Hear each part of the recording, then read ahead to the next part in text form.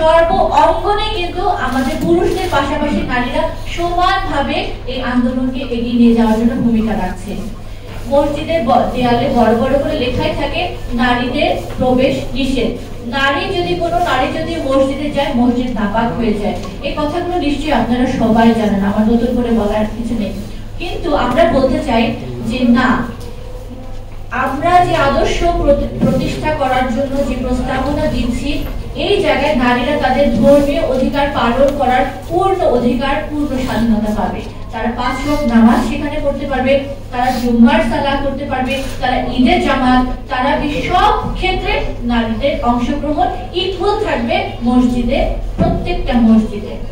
এবং আমি এখানে আরেকটা কথা বলতে চাই যে আমরা আসলে যখনই কোনো কথা বলি, কোনো প্রস্তাবনা দেই, আমরা কিন্তু সেটা আসলে নিজেদের উপর আগে প্রয়োগ করার পরে জাতিকে প্রস্তাবনা দেই। আপনারা জানেন হিজবুত তাওহীদ একটি অরাজনৈতিক আন্দোলন, এবং আমরা মানুষের মাঝে যে মূল শিক্ষাটা তুলে ধরছি, যে কথাগুলো আমি বললাম নারীদের ক্ষেত্রে, আমাদের এই আন্দোলনেও কিন্তু নারীদেরকে এইভাবে এগিয়ে নিয়ে যাওয়া হচ্ছে।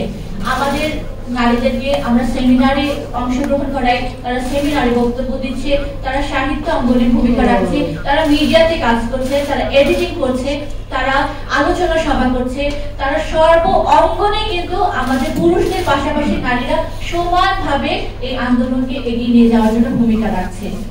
এবং আমাদের হিজবুত তাওহীদের মাননীয় ইমামের বাড়ি নোয়াখালী, আপনারা ইতিমধ্যে নিশ্চয় অবগত আছেন।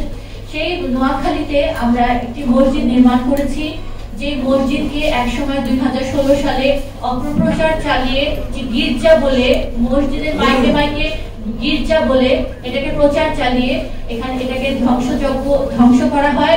একটি নির্মাণাধীন মসজিদ, আমাদের 2 জন কর্মীকে সেখানে জবাই করা হয়, সেখানে নৃশংসভাবে হত্যা করা হয়।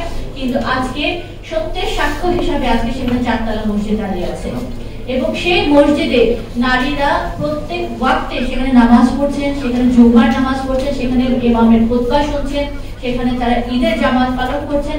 অর্থাৎ আমরা যে প্রস্তাবনা দিচ্ছি, সেই প্রস্তাবনা ইতিমধ্যে আমরা আমাদের এই সংগঠন, আমাদের আন্দোলনের মাঝে ইতিমধ্যে আমরা কিন্তু প্র্যাকটিস করে যাচ্ছি।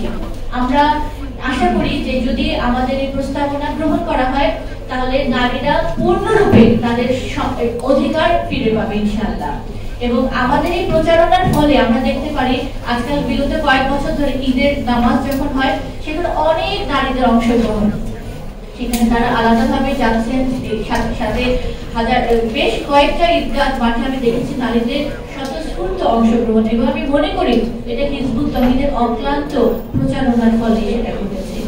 তো আমার এখানে কয়েকজন আমি দেখতে পাচ্ছি সাংবাদিক বোনেরা এসেছেন, নারীরা।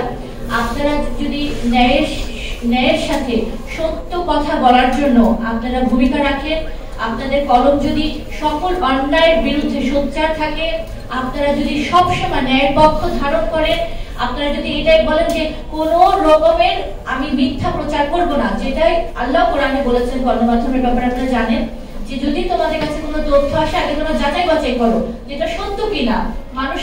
মানুষের ব্যাপারে যে কোনো বিষয় তুমি একটা তথ্য প্রচার করার আগে তুমি সেটা নিশ্চিত হবে। তো আপনাদের কাছে আমাদের এই প্রস্তাবনায় থাকবে যে বোনেরা ভূমিকা রাখছেন সাংবাদিকতার এরিয়াতে, আপনারা সবসময় এটা দেখবেন যে একটা মানুষের ব্যাপারে যখন কোনো ঘটনা শুনেন বা কোনো তথ্য পান, সেটা যাচাই বাছাই করে আপনারা সেটাকে প্রচার করবেন।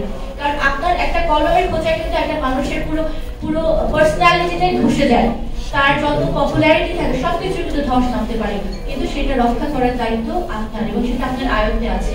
তো নিষ্ঠার সাথে আপনারা সততার সাথে করবেন, এবং আমরা আশ্বাস দিতে পারি যে ইনশাআল্লাহ আমাদের এই প্রস্তাবনা আপনারা গ্রহণ করলে আপনারা ইনশাআল্লাহ অনেক দূর এগিয়ে যাবেন। শুধু তাই নয়, আপনারা একজন তারকার বেশি আপনারা মানব জাতির সাথে সামনে আবির্ভূত হবেন ইনশাআল্লাহ।